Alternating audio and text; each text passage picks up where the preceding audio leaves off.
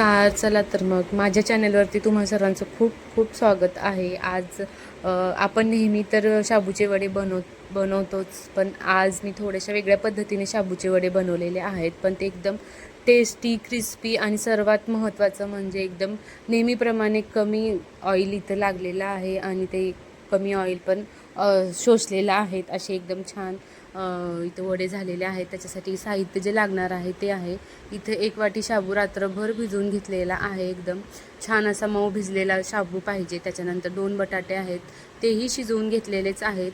आणि त्याच्यानंतर 1 वाटी, इथं सर्वात महत्त्वाचे इन्ग्रेडियंट्स म्हणजे पोहे 1 वाटी घेतलेले आहे. याने छान असे हेल्दी आपले जे शाबूचे वडे आहेत ते होणार आहेत.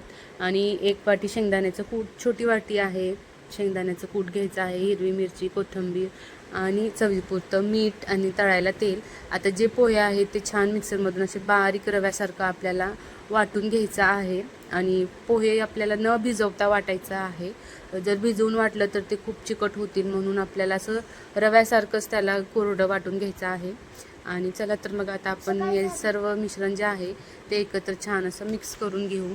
इकडे बटाटे छान खिसणीच्या साहाय्याने मी खिसून घेते, जेणेकरून बटाटे जे आहेत ते आपले छान असे मऊ त्याचं आपल्याला बॅटर मिळेल. इकडं आता बटाटे खिसून झालेले आहेत. रवा आणि शेंगदाण्याचं जे कूट आहे त्या मिक्स करून घ्यायचं आहे आपल्याला. पोह्याचा रवा म्हणजे पोहे वाटलेले आहेत ते. आता एक एक करून आपण जे हे आहेत इन्ग्रेडियंट्स ते टाकून घेऊ त्याच्यामध्ये.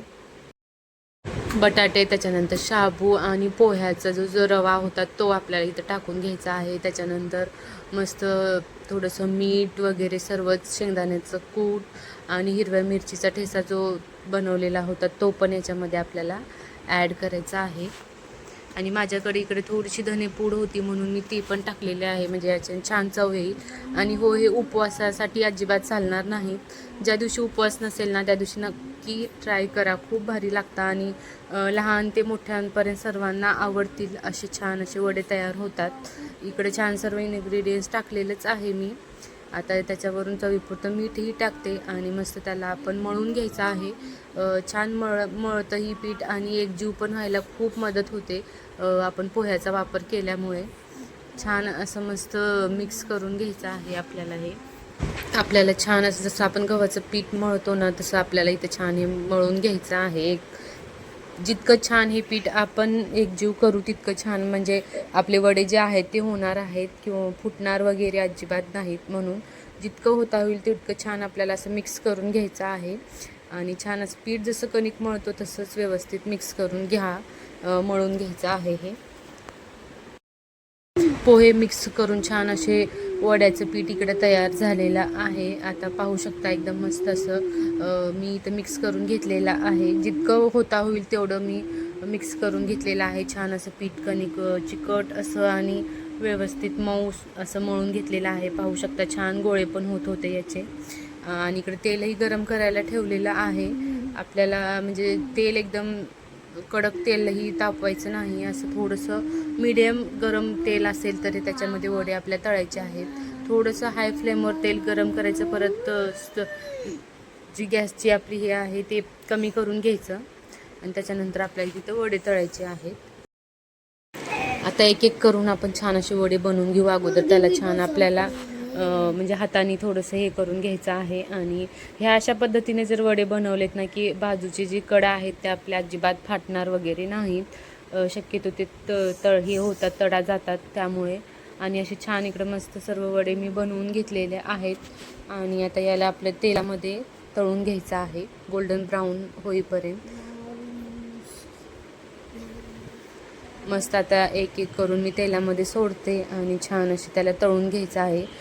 तळायलाही थोडासा वेळ लागणार आहे, कारण की याच्यामध्ये आपण शाबू आणि बटाटे परत पोह्याचा चुरा टाकलं आहे. त्याच्यामुळे छान असं क्रिस्पी मस्त आपल्याला तळून घ्यायचं आहे. त्याच्यानंतरच त्याचं जे स्वाद आहे तो छान वाढणार आहे. अजून इथे एक एक करून दोन्ही साईडने, आता एक साईड छान मस्त तळलेली आहे, दुसरी साईड पण तळून घ्यायचं आहे आपल्याला.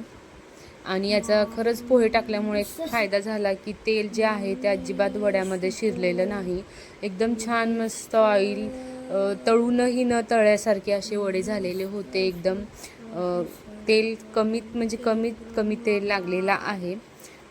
आणि पाहू शकता एकदम छान असं गोल्डन ब्राऊन कलर इकडे आलेला आहे. आता मस्त आपण एका प्लेटामध्ये काढून घेऊ एक एक करून.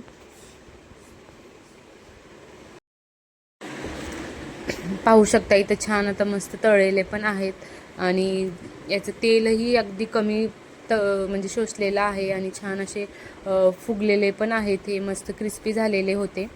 तुम्ही पण याची रेसिपी नक्की ट्राय करा. आणि एक एक करून मी आता इथं काढून घेतलेलं आहे. पाहू शकता सॉस, दही किंवा हिरव्या मिरचीचा ठेचा कुठल्याही आपल्या म्हणजे आपण जे वडे ज्याच्यासोबत खातो त्याच्यासोबत हे नक्की खा. आणि तुम्हाला कशी रेसिपी वाटली कमेंट्स करून मला नक्की सांगा. भेटूया नेक्स्ट व्हिडिओमध्ये. तोपर्यंत बाय.